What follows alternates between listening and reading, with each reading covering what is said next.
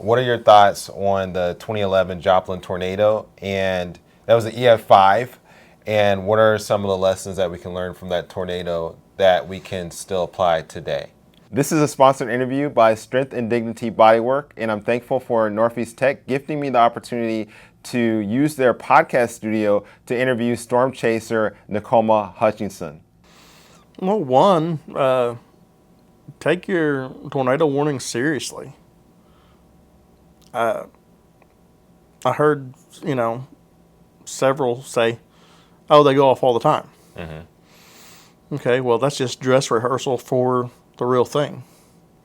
Because does it really take that much out of your day to take it serious, even if it's not going to happen? Because there's always going to be that one time that it's really going to happen. And then, well, if you're not used to it or you've never taken them serious beforehand, what are you going to do? You're not prepared. And what we always say is, be prepared, not scared. So the biggest thing would be take tornado warning serious. Go to your shelter, go to your safe place, because it might not happen and you might have to stop what you're doing for 20 minutes, but is it worth your life? I would rather, be prepared and waste 20 minutes than not, and then you get in that situation to where it's actually the real deal and you have that tornado.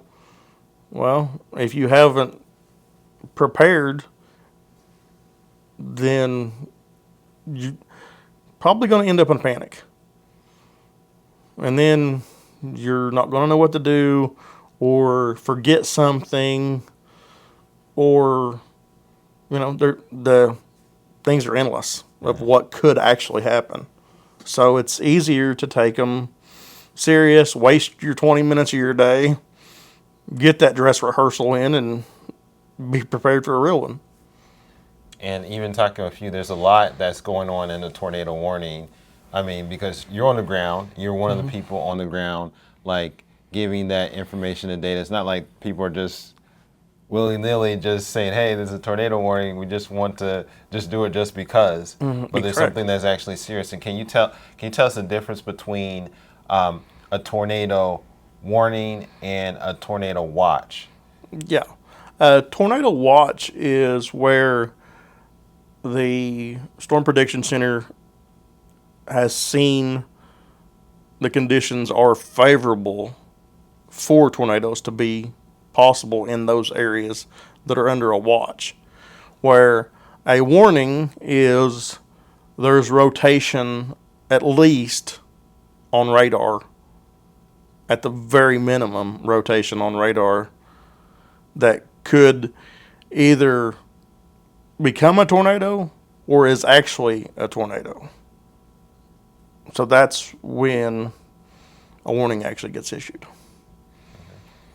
And what I learned from my storm spotting class was that a tornado warning could be updated several times after you get the alert. And we were talking on off camera that some of those updates that the tornado warning is getting is from storm chasers.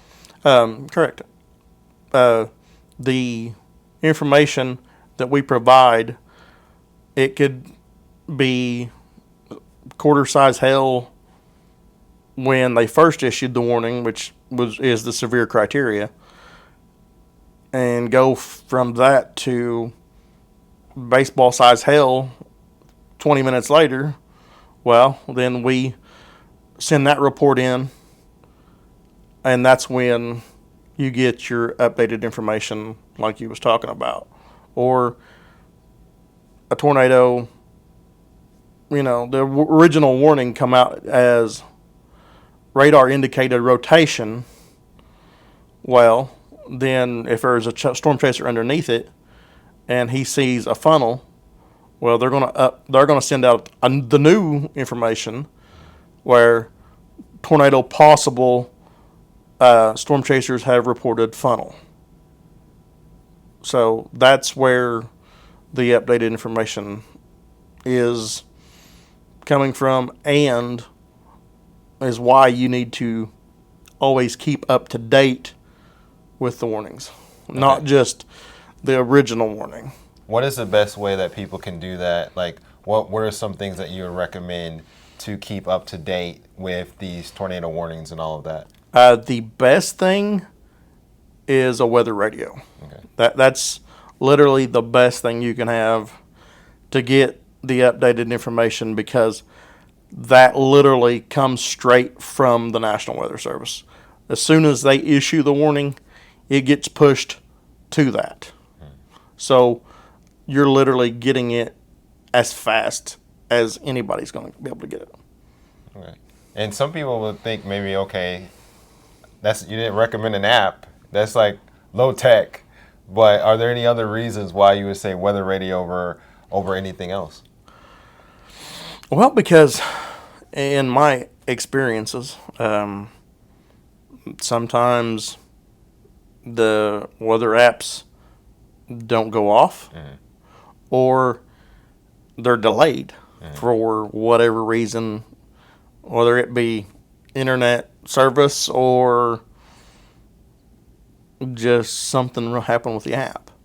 It's man-made technology, so there's a number of reasons that something could go wrong. And I've literally tested and downloaded numerous apps just to see when they would come out, when they would push the warnings out. And all of them are at different times. So, yeah. If you find an app that you like, that fits your needs and you're comfortable with, then that's the one, go for that app. But as far as the best one, the weather radio. Well, I like a weather radio. I mean, I have one. I've had it for over a year, and the thing that I like as well is it can be battery operated. So if the power goes out and all of that, I still can have it running on battery, and and then in terms of trying to wake me up at night or whatever, it does a pretty good job. It's pretty loud. So I'm really thankful for that. And just going back to Joplin too, are there any other lessons from the Joplin tornado that you would like to share as well? Storm shelters. If at all possible, everybody needs one, or get with someone in your neighborhood, like a neighbor, or hopefully family friend, somebody. Get to know somebody that has one to be able to go to, because that would have probably saved a lot of lives.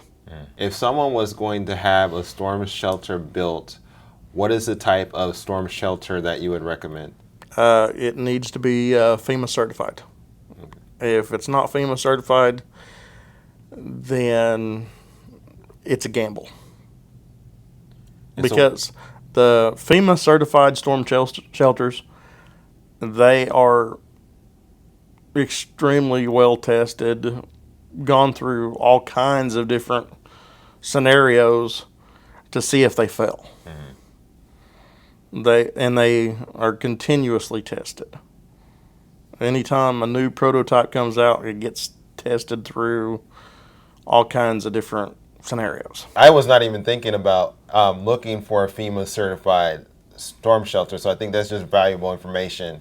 And Well, and another thing, since we're talking about storm shelters, it would be nice to see them applied to like new constructions for like schools, like forced into it, like at a state level.